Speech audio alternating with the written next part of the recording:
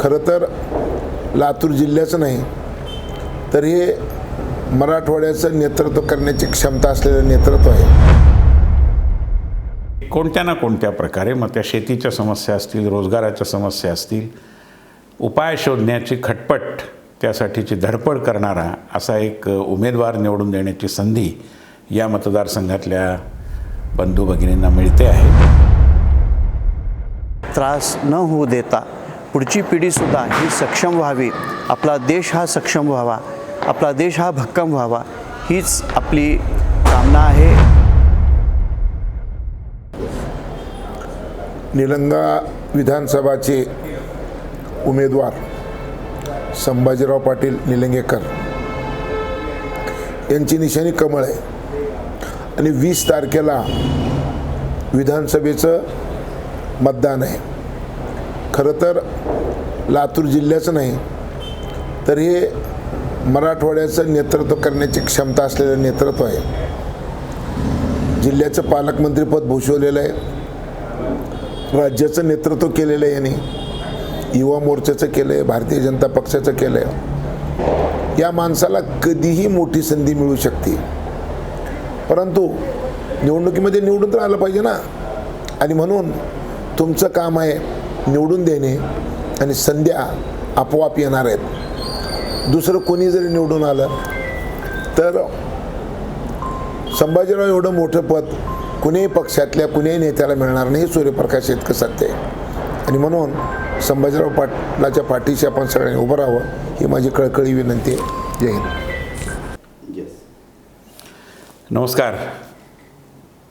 संभाजी पाटील निलंगेकर हे विधानसभेचे उमेदवार म्हणून आपल्यासमोर उपस्थित आहेत आणि सध्याच्या वातावरणात महाराष्ट्रातल्या विधानसभा निवडणुकीत एक अनुभवी, तरुण आणि या संबंध प्रदेशाच्या विकासाची काही विशिष्ट एक भूमिका असलेला आणि इथल्या सर्व समस्यांवरती कोणत्या ना कोणत्या प्रकारे मग त्या शेतीच्या समस्या असतील, रोजगाराच्या समस्या असतील, उपाय शोधण्याची खटपट, त्यासाठीची धडपड करणारा असा एक उमेदवार निवडून देण्याची संधी या मतदारसंघातल्या बंधू भगिनींना मिळते आहे.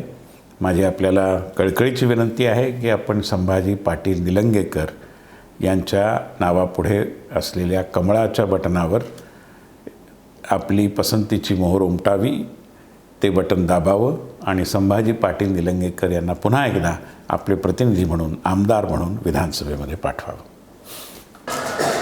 नमस्कार, मी गुरुबाबा महाराज औसेकर, नाथ संस्थान औसा. आपल्या सर्वांना एक कळकळीची विनंती अशी आहे, येत्या 20 तारखेला आपण सर्वजण मतदान करण्यासाठी सज्ज झालेले आहोत.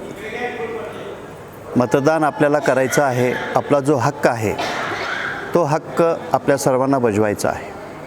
पण मतदान आपल्याला त्यांनाच करायचं आहे जे आपल्या संस्कृतीचं रक्षण करतात, आपल्या परंपरेचं रक्षण करतात. हे सर्व जे कोणी जतन करत आहे अशांनाच आपण मतदान करावा, कारण तो आपला हक्क आहे. तो हक्क आपण सर्वांनी बजवावा इतकंच मी आपल्याला सांगू इच्छितो. आज ज्या परिस्थितीतून देश जात आहे, आज आपण सर्वजण त्याच्याबद्दल थोडासा विचार करावा आणि आज आपल्याला मतदान का करायची गरज ही आलेली आहे.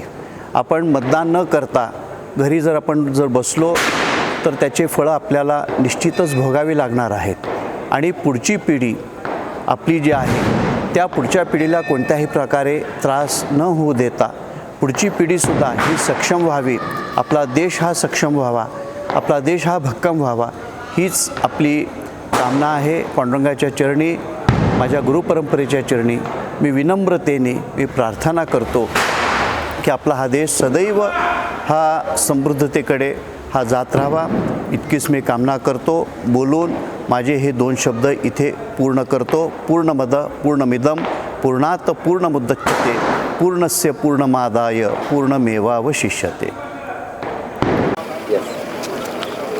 निलंगा विधानसभा मतदारसंघातील महायुतीचे म्हणजेच भाजपाचे अधिकृत उमेदवार आमचे बंधू माननीय संभाजी पाटील निलंगेकर यांच्या कमळ या चिन्हासमोर 3 नंबरचे बटन दाबून येत्या 20 तारखेला आपण आपले सर्व कुटुंबीय यांनी सर्वांनी मतदान करावे अशी आपल्याला मी नम्र विनंती करते. संभाजी भैयांना मत म्हणजे विकासाला मत, संभाजी भैयांना मत म्हणजे एका कर्तव्यदक्ष कार्यतत्पर आमदाराला मत, निलंग्याच्या सर्वंकष विकासाला मत. आणि म्हणून आपल्याला सहर्ष विनंती आहे की आपण आदरणीय संभाजी भैयांना 3 नंबरचं कमळाच्या समोरचं बटन दाबून प्रचंड बहुमताने निवडून द्यावे. नमस्कार.